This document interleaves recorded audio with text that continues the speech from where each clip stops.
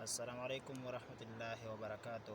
دوستانو څنګه وي؟ طبیعت ښه دی؟ ملګرو، دا ویډیو ټول افغانو پښتنو ته او خاص فقر پاکستانو پښتنو لپاره لازماً دا ویډیو وګورئ تر اخره پورې.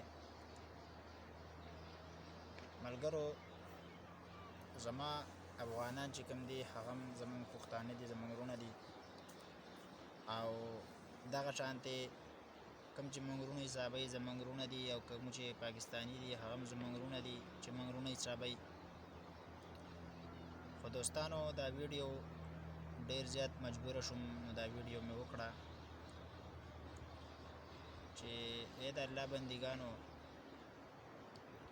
تاسو لر افغان او بر افغان، مطلب دا چې پاکستان کې چې کوم پښتانه دي دا زمونږ وروڼه دي، دا هم افغان دی او هغه بر هم لر هم افغان دی. د افغان ناره ټیک ده، ښه ده، خو خبره پکې دا ده چې دې سره په زړه کې کینه پیدا کېږي. ملګرو، تاسو ولې یو بل سره دومره زیاته کینه ساتئ؟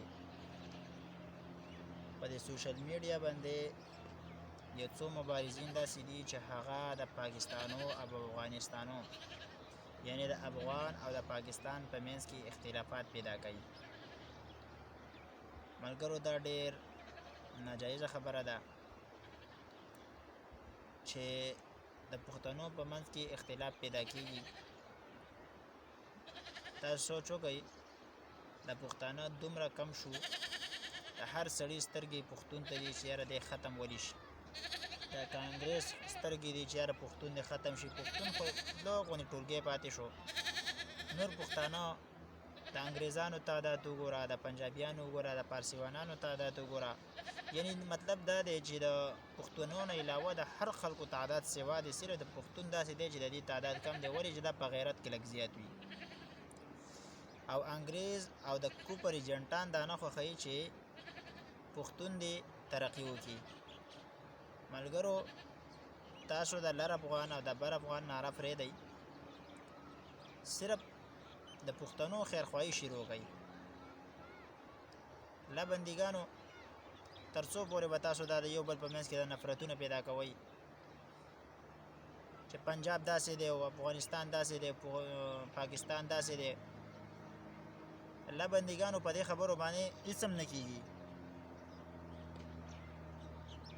خبرې هغه کول پکار دی چې کم په منځ کې اختلافات نه پیدا کوي، بلکې اتفاق چې پیدا کوي هغه خبرې کول پکار دي. ټول راچت شئ او د پښتون ملاتړ ته ودرېږئ او د پښتنو سپورټ وکئ. په یو بل پسې کنځلې مه کوئ چې ګنې ستا داسې وکړم او د هغه داسې وکړم، او پاکستان کې دا کار سټارټ دی، افغانستان کې دا کار سټارټ دی. په پاکستان کې هم ښه غلطیانې دي، په افغانستان کې هم ښه غلطیانې دي. په هر یو کې د کوپر ایجنټان شته دی، که هغه افغانستان کې دي او که په پاکستان کې دي. البته یوه خبره دا ده چې د افغانستان پښتنې ښځې زما په دې باندې خوښې دي چې د هغو کې لږه حیا زیاته ده. د پاکستانیان چې کوم دي د دوی په پښتنو کې هم حیا زیاته ده. ما سوا د دې نه نور په یو ځای کې دومره حیا نشته څومره چې په پښتنو کې ده. او د انګریز دا نه ده خوښه چې په پښتنو کې دی او دا حیا دې پاتې شي. څوک په ډالرو دوکه کړه، څوک په جنګونو ووال، څوک په یوه طریقه، څوک په بله طریقه. ملګرو، لږ ځان سره سوچ وکئ، د یو بل خلاف ویډیوګانې مه کوئ.